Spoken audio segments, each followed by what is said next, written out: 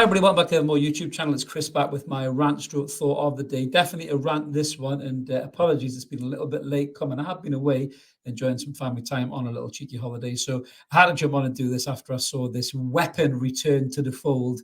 That's right, it's none other than Mike Dean, the Dean Machine. If you don't know who the Dean Machine is, feast your eyes on this Wazik right here. That's right, the Dean Machine had supposedly disappeared away from the PGMOL as of the start of this season, end of last season. Obviously, Mike Dean previously has just been what you would want to call a theatrical referee, a headline grabbing referee. And it's never a good thing when the referees grab the headlines, to be honest with you.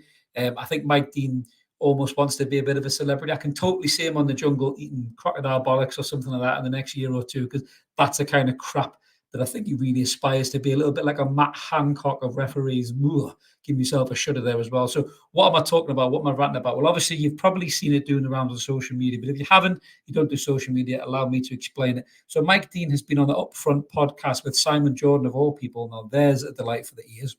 And he's been talking about an incident that happened last year.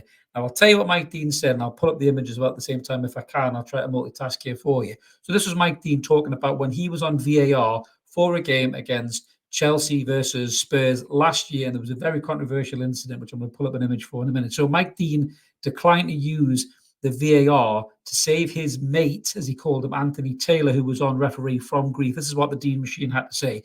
I missed the stupid hair pull at Chelsea versus Tottenham, which was pathetic from my point of view. This is the pull he's talking about. Christian Romero yanking Cucurella's hair. Now, I know he's got ample amounts of hair. He looks a little bit like when your pubes get stuck in the shower drain, but that is unnecessary, and that is violent conduct in my book, and that should have been a red card for Romero. Let's go back to what the D Machine had to say. It's one of them where if I had my time again, what would I do? I'd send Anthony Taylor, or Anthony as he calls him, to the screen. I think I knew if I'd sent him to the screen, he'd have cautioned both managers, because after this incident, all fucking hell broke loose on the sideline between Tuchel and Conte, I think it was at the time. I think it's that famous game with the angry handshake, as memory serves. All hell broke loose on the sideline, and that was the referee lost control of the game, Anthony Taylor, because the VAR didn't save his arse as well. He had a hell of a game. It'd been such a tough game end to end. Well, Diddums, that's what being a referee is all about, Mike Dean. Whether you're having a bad game or not, you have to make the decisions. I said to Anthony afterwards, I just didn't want to send you to the screen after what had gone on in the game. I didn't want to send him up because he's my mate as well as a referee. And I think I didn't want to send him up because I didn't want any more grief than he already had.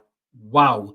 That is unbelievable from Mike Dean to say that, to basically admit that he didn't want to give his mate any grief from what was going on in the game. Now, this is unbelievable. This, pundits alike and former referees, Keith Hackett, we've had on the show, is a great guy, Keith. He basically, I think he tweeted as well, and he said that what Mike Dean has just done has questioned the accountability and the authenticity and the integrity of any official now referee in the game. We've already seen some stinking calls this weekend, the Nottingham Forest game and the Fulham games as well. This dreadful officiating. It doesn't look like Howard Webb's got control of anything whatsoever. The PGMOL looks even worse than it was before. But my concern about this whole situation with the likes of Mike Dean coming out and talking shit about this kind of a thing like this is how many more referees will look after their mates and not send them to VAR. I mean, I think about back to Joe Willock getting shoved into the back of the goal against Crystal Palace. Was that somebody looking after their mate? The high foot Callum Wilson got punished for. Was that looking after your mate? This whole thing stinks of shit to high heavens. It really does. There's already a feeling in amongst the fan base that the big clubs get the decisions. I mean, credit to Marco Silva for Fulham. If you didn't say yesterday, come on the camera, you'll get in trouble for it, but you know what? Fuck it. We love you, Marco. He blasted it, and he basically said that the referees are making decisions to protect the top teams. And you can't forgive managers for thinking that way. You can't forgive fans for thinking that way when they see decisions like this. But when Mike Dean comes out and says something like this, it's unbelievable. He's not involved in the game anymore, but he's causing even more damage just by spouting off and talking shit behind the scenes. I'm now starting to wonder what referees are making any real decisions, what VARs are actually growing a set and making a decision. I mean, I'd have said, Anthony Taylor, listen, he's pulled his hair. That's violent conduct. You get rid of the player, send them off. And if the managers are booting off a sideline, send the managers off. Referees have to stand up, have to have backbone, have to have balls, and have to do something about these decisions. Just to basically shithouse and weasel your way out of it and say, don't worry about going to the screens, Anthony. I'll look after you, mate. They're probably having a pint and laughing about it after the game. It's disgraceful. It really is. Mike Dean is doing untold levels of damage to Howard Webb's establishment and like I say, the integrity for referees with this statement. He then, to make matters worse, he then came on to Sky Sports and he was put up in front of, I think it's the New Soccer Saturday panel, and he basically asked to explain himself. And he then tried to turn around and go, he was lost in kind of terminology. He was saying the word mate, is like, if I'd said the word colleague, maybe it wouldn't have caused a controversy. Well, fucking say the word colleague then, you prick, if that's what you mean. A mate is a mate, a colleague is a colleague. We all work with people who are colleagues but not mates. We all work with people who are colleagues and mates. We all have mates. Come on, Mike Dean. You should be a clever enough guy to distinguish between the two. The fact that you called him a mate is the fact that he's your mate, and you didn't want to put him under unnecessary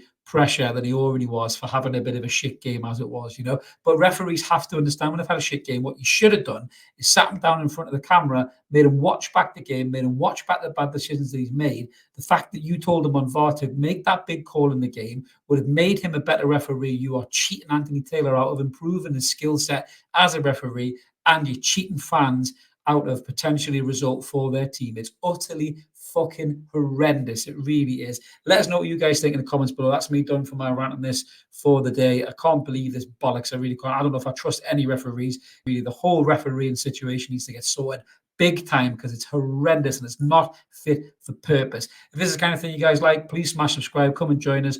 We are Newcastle United predominantly, but we do have the odd rant like this, which transcends out of Newcastle United. Smash the button, hit the like button as well, help the channel grow around YouTube. We'll be back soon with another fan rant, pretty sure, whenever something else winds me up. So have a cracking day wherever you are, everyone. We'll catch you later. Cheers now. Bye-bye.